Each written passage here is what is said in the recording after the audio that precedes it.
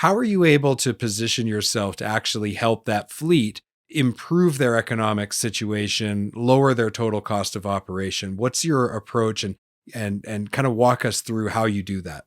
Sure. So first off is, there's price. And so I don't like to lead with price, but at the end of the day, people say, I don't buy on price, I buy on quality. And then the first thing they ask you is how much does it cost? So when I use the term value, value is essentially a ratio of quality versus price. So the more quality and the less price you have, the higher your value coefficient is, if you will.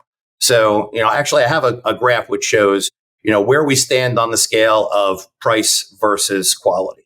And I rate OPC or TorqStop products on a scale of 1 to 10. I rate them at a 9. Now, that seems pretty lofty, but I would challenge anybody to put our parts both from an aesthetic and from a performance standpoint up against even the OEMs.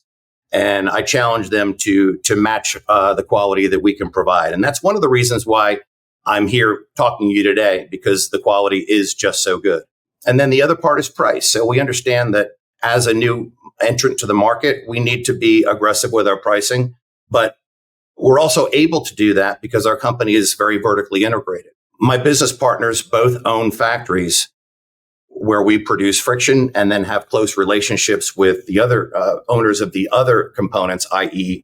rotors, calipers, and so forth, such that we have advantageous purchasing power. So even as a new little company, we actually have supply chain positions that would be the envy of much larger companies. So that affords us the opportunity to provide a very aggressively priced product along with the quality that could also challenge that of the big guys.